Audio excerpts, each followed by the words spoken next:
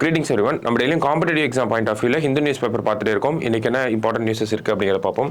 So first பேஜில் நமக்கு ஒரு விஷயம் நம்ம பிரைம் மினிஸ்டர் லான்ச் பண்ண போகிறாரு, அதை பற்றி கொடுத்துருக்காங்க. எங்கன்னா தமிழ்நாட்டில் இன்றைக்கி சென்னை வராங்க. ஸோ என்ன லான்ச் பண்ண போகிறாரு அப்படின்னு பார்த்தோம்னா, India's indigenous 500 megawatt of prototype fast breeder reactor அப்படிங்கிறத கொடுத்துருக்காங்க. ஓகேங்களா? ஸோ ஒரு நியூக்ளியர் ரியாக்டர், அதோட டைப் வந்து என்ன அப்படின்னு பார்த்தோம்னா ஃபாஸ்ட் பிரீடர் ரியாக்டர் அப்படிங்கிற அந்த டைப்பில் வந்து ஒரு நியூக்ளியர் ரியாக்டர் வந்து நம்ம பிரைம் மினிஸ்டர் கல்பாக்கத்தில் வந்து திறந்து வைக்க போகிறார். சரிங்களா? அதுதான் வந்து செய்தியாக கொடுத்துருக்காங்க. இந்த ஃபாஸ்ட் பிரீடர் ரியாக்டரை யார் டிசைன் பண்ணியிருக்காங்க, டெவலப் பண்ணியிருக்காங்க அப்படின்னு பார்த்தா பாவினி அப்படிங்கிறத சொல்கிறாங்க. பாவினினா யார் அப்படின்னு பார்த்தோம்னா பாரதிய நபிக்கியா வித்யுத் நிகாம் லிமிடெட் அப்படிங்கிறத சொல்கிறாங்க. பாவினி தான் அந்த ரியாக்டரை டெவலப் பண்ணது. அவங்க பேர் என்ன அப்படின்னா பாரதிய நபிக்கியா வித்யுத் நிகாம் லிமிடெட் அப்படின்னு சொல்கிறாங்க. ஸோ ஹிந்தி டேர்ம்ஸ் தான் கொஞ்சம் ஞாபகம் வச்சுக்கோங்க. சரிங்களா? பாவினிங்கிறதையாவது ஞாபகம் வச்சுக்கணும் நம்ம. சரிங்களா? ஸோ அதான் நம்ம ஃபர்ஸ்ட் பேஜை பொறுத்த வரைக்கும் அது ஒரு இம்பார்ட்டன்ட் நியூஸ் இருந்துச்சு. அதுக்கப்புறம் பார்த்தோம்னா இன்னைக்கு செய்திகள் அப்படிங்கிறது பெருசாக ஒன்றுமே இல்லை. ஓகேங்களா? எடிட்டோரியல் பேஜில் கூட நமக்கு எக்ஸாம் பாயிண்ட் ஆஃப் வியூவில் எடுத்துக்கிற மாதிரி செய்திகள் கொடுக்கல. சரிங்களா? ஸோ இருந்தாலும் ஒன்று ரெண்டு விஷயங்கள் நம்ம டிஸ்கஸ் பண்ண வேண்டியது இருக்குது. ஸோ பண்ணிடலாம். சரிங்களா? ஸோ எடிட்டோரியலில் பார்த்தோம்னா ஹிமாலயன் ரீஜனில் பிளாஸ்டிக் பற்றி சொல்லியிருக்காங்க. அடுத்து எக்கனாமி ரிலேட்டடாக ஜிடிபி க்ரோத் அதை வச்சு சொல்லியிருக்காங்க. காசால என்ன நடக்குது, அடுத்தது இந்தியாவோட இந்த பார்ட்டி சிஸ்டம் அதெல்லாம் தான் கொடுத்துருந்தாங்க. சரிங்களா? ஸோ நமக்கு இந்த டேட்டா பாயிண்ட்ல கூட ஒரு சர்வே கொடுத்துருக்காங்க. இதை வந்து நம்ம எக்ஸாம் பாயிண்ட் ஆஃப் வியூல எடுத்துக்க முடியாது. இந்தியாவில் டெமோக்ரஸிக்கு பதிலாக ஆட்டோக்ரஸி, ஒரு அரசார் அந்த மாதிரியான ஒரு ரூலுக்கு நிறைய பேர் விரும்புறாங்க அப்படிங்கிறத சொல்றாங்க. ஒரு சென்ட்ரலைஸ்டு ரூலிங் சிஸ்டம். ஸோ இதெல்லாம் நம்ம எக்ஸாம் பாயிண்ட் ஆஃப் வியூல எடுத்துக்க முடியாது. ஓகேங்களா? சொசைட்டல் பாயிண்ட் ஆஃப் வியூல தான் எடுத்துக்க முடியும்.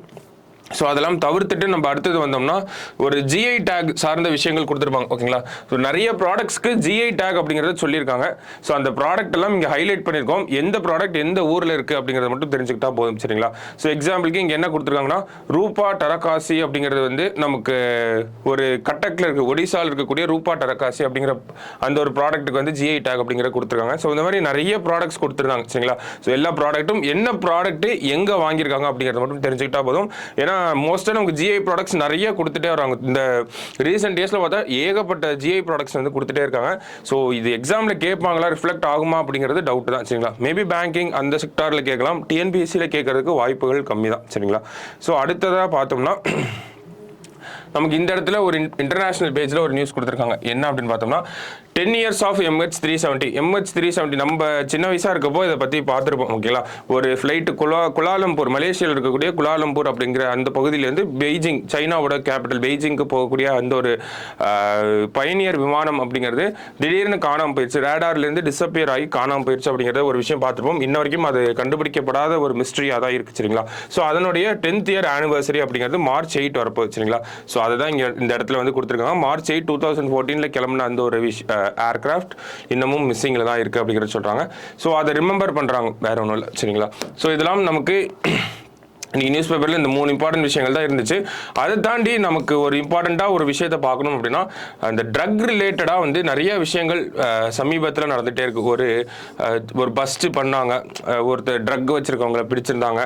அதே மாதிரி தமிழ்நாட்டிலையும் சரி நேஷனல் லெவலையும் சரி நம்ம அமித்ஷா அவர்கள் கூட இந்தியா வந்து ட்ரக் ஃப்ரீ சொசைட்டியை நோக்கி தான் போய்கிட்டு இருக்கு அப்படிங்கிறதெல்லாம் சொல்லியிருப்பாரு. ஸோ இந்த மாதிரி முக்கியமான விஷயங்கள் சில இதை வந்து கொடுத்துருப்பாங்க. ஓகேங்களா? ஸோ அந்த ட்ரக் ரிலேட்டடாக நமக்கு நிறைய பேர் தமிழ்நாட்டிலையும் சரி இந்தியாவிலும் சரி நிறைய ஒரு டிஸ்கஷன் அப்படிங்கிறது போயிட்டே இருக்கு. சரிங்களா?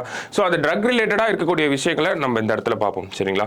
ஸோ என்னென்ன கொடுத்துருக்காங்க, என்ன ட்ரக் ரிலேட்டடாக நம்ம எக்ஸாம் பாயிண்ட் ஆஃப் வியூவில் என்ன தெரிஞ்சுக்கணும் அப்படிங்கிறத பார்ப்போம். சரிங்களா? ஸோ ஃபர்ஸ்ட் ட்ரக்ஸ் அப்படின்றத எடுத்துக்கிட்டோம்னா நமக்கு ட்ரக்ஸ் அப்படிங்கிறது ஒரு national level, international level, state wise எல்லாமே பார்த்துடலாம். சரிங்களா?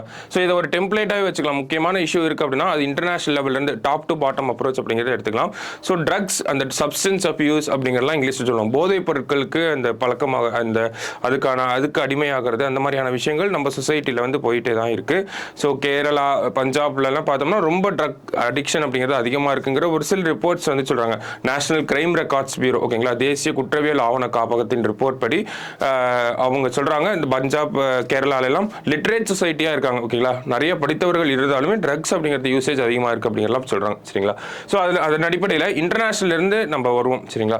ஸோ ஃபர்ஸ்ட் இன்டர்நேஷனல் லெவலில் இதற்கான ஏதாவது ஒரு மாநாடுகள் இல்லை சட்டத்திட்டங்கள் ஏதாவது இருக்கா அப்படின்னு பார்த்தோம்னா ஒரு 3 சட்டத்திட்டங்கள் இருக்கு. ஓகேங்களா? ஃபர்ஸ்ட் 3 கன்வென்ஷன்ஸ் சொல்றாங்க. ஓகேங்களா?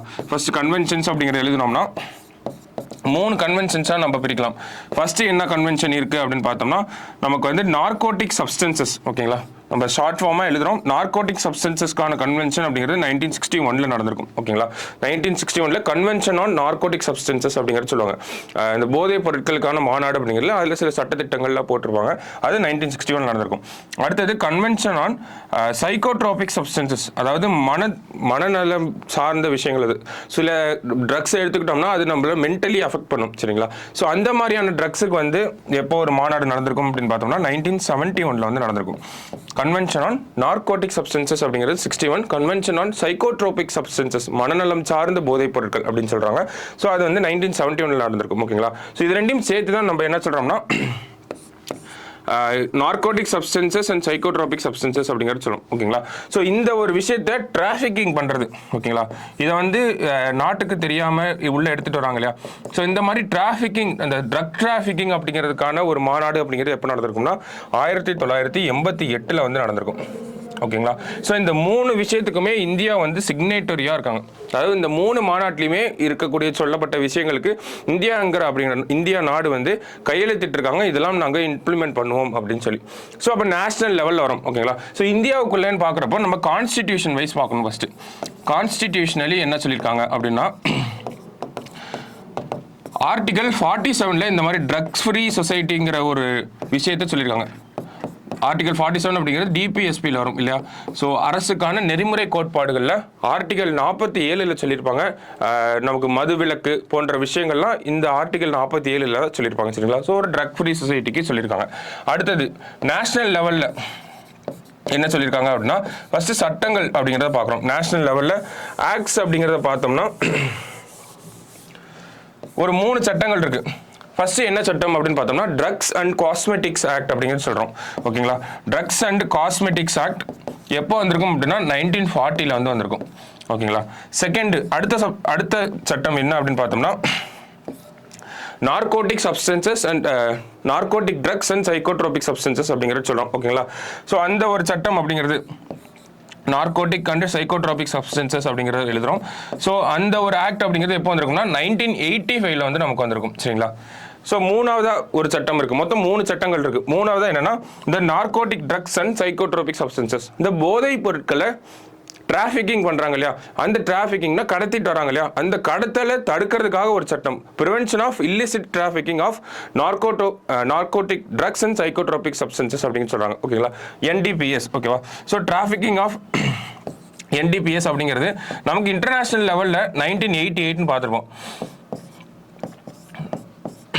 அதே தான் இந்தியாவிலையும் 1988 தான் இந்த ஒரு சட்டம் அப்படிங்கிறது வரும், ஓகேங்களா. ஸோ இன்டர்நேஷனல் லெவலையும் சரி நேஷனல் லெவலையும் சரி ட்ரக் டிராஃபிக்கிங்கை தடுக்கணும் அப்படின்னு சொல்லிட்டு 1988 தான் ஒரு விதிமுறைகள் அப்படிங்கிறத கொண்டு வந்திருக்காங்க.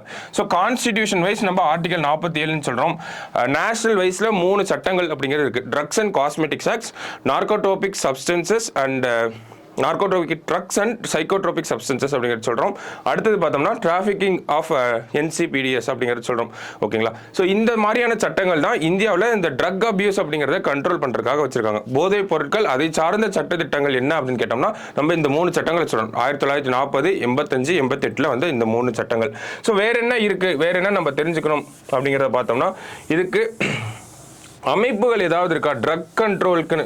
இப்போ அமெரிக்கால எல்லாம் பார்த்தோம்னா DEA அப்படின்னு சொல்லுவாங்க, ட்ரக் என்ஃபோர்ஸ்மெண்ட் ஏஜென்சி அப்படின்னு சொல்லுவாங்க, ஓகேங்களா. ஸோ அந்த மாதிரி இந்தியாவில் ஏதாவது ஒரு நடைமுறைகள் இருக்கா அப்படின்னு பார்த்தோம்னா நமக்கு இருக்காங்க. NCB அப்படிங்கிற ஒரு அமைப்பு இருக்கு, ஓகேங்களா.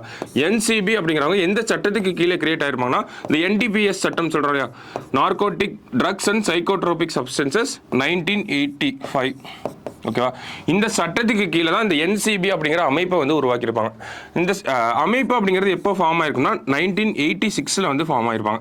ஸோ இவங்க தான் இவங்களோட ரீஜனல் பிரான்ச்சஸை வச்சு இந்தியாவில் ட்ரக் என்ஃபோர்ஸ்மெண்ட் அப்படிங்கிறத பண்ணிட்டு இருக்காங்க, சரிங்களா. ஸோ இந்த மாதிரி போதைப் பொருட்கள் அதை தடுக்கிறது, அதை சார்ந்த விஷயங்களை விசாரிக்கிறது, இது எல்லாமே யார் பண்ணுறாங்கன்னா இந்த நார்கோட்டிக் கண்ட்ரோல் பியூரோ அப்படின்னு சொல்லுவோம், ஓகேங்களா. நார்கோட்டிக் கண்ட்ரோல் பியூரோ இவங்க தான் வந்து இந்த ஒரு விஷயத்தை பண்ணிட்டு இருக்காங்க. போதை பொருட்கள் தடுப்பு பிரிவு அப்படிங்கிறது சொல்றோம், நார்கோட்டிக் கண்ட்ரோல் பியூரோ அப்படிங்கிறது. எந்த சட்டத்துக்கு கீழே வந்திருக்குன்னா narcotic drugs and psychotropic substances 1985, 1986 வந்து ஃபார்ம் பண்ணியிருக்காங்க, சரிங்களா. ஸோ வேற ஏதாவது பண்றாங்களா இந்தியாவில் இந்த ட்ரக் ஃப்ரீ சொசைட்டிக்கு, வேற ஏதாவது கேம்பெயின் மாதிரி ஏதாவது பண்றாங்களா அப்படிங்கிறதெல்லாம் பார்த்தோம்னா ஸோ இந்தியாவில் இந்த ட்ரக்ஸ் தடுக்கிறதுக்காக வேறு ஏதாவது கேம்பெயின் மாதிரி ஏதாவது பண்ணுறாங்களா அப்படின்னு பார்த்தா பண்ணுறாங்க. என்ன அப்படின்னு பார்த்தோம்னா நாக்ஷா முக்த் பாரத் அபியான் சொல்கிறாங்க. ஓகேங்களா, ஸோ ரொம்ப நாளாக போயிட்டு இருக்க ப்ராஜெக்ட் தான் இது. ஓகேங்களா, Nasha Mukt Bharat drug free society அப்படிங்கிறது தான் இதனுடைய டிரான்ஸ்லேஷன். ஓகேங்களா, ட்ரக் ஃப்ரீ சொசைட்டி அப்படிங்கிறத இந்தியாவில் கொண்டு வரணும். அதுதான் அமித்ஷா அவர்களும் சொல்லியிருப்பார். ட்ரக் ஃப்ரீ சொசைட்டி அப்படிங்கிறது அதுக்காக அரசாங்கம் நிறைய ஸ்டெப்ஸ் எடுக்கிறாங்க. அந்த ஸ்டெப்ஸை தான் நம்ம இந்த இடத்துல பட்டியலிட்டு இருந்தோம், இந்த சட்டங்கள், இந்த விதிமுறைகள் எல்லாமே. ஸோ நாசா முக்த் பாரத் அபியான் அப்படிங்கிறது சொல்கிறாங்க. ஓகேங்களா, ஸோ இதெல்லாம் என்ன மினிஸ்ட்ரி கீழே வருது அடுத்த கேள்வி. ஓகேங்களா, ஸோ இந்த ட்ரக் அபியூஸ் அப்படிங்கிறது ஃபுல்லாகவே நமக்கு எந்த மினிஸ்ட்ரி கீழே வருவாங்க அப்படின்னா நமக்கு ministry of social justice and empowerment அப்படின்னு சொல்கிறோம். ஓகேங்களா, அதாவது ministry of social justice in the sense சமூக நல அமைச்சகம் அப்படிங்கிறத சொல்கிறோம். ஸோ அந்த சமூக நீதி அமைச்சகம் சொல்கிறோம். அவங்களுக்கு கீழே தான் இந்த ட்ரக் அபியூஸ் சார்ந்த விஷயங்கள்லாம் வருது.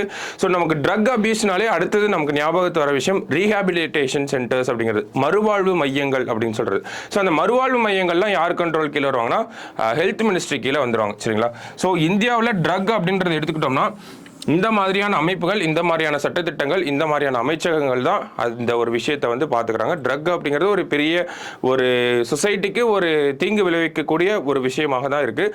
லேட்டஸ்ட்டாக வந்து என்சிஆர்பி ரிப்போர்ட் படி பார்த்தா பஞ்சாப், கேரளா அப்படிங்கிற 2 மாநிலங்களும் வந்து நமக்கு இந்த ட்ரக் ரிலேட்டட்ல கொஞ்சம் அவங்களோட கிரைம்ஸ் அப்படிங்கிறது அதிகமாக இருக்குது. ட்ரக் ரிலேட்டட் கிரைம் அதிகமாக இருக்கிறது பஞ்சாப்லையும் கேரளாவிலையும்.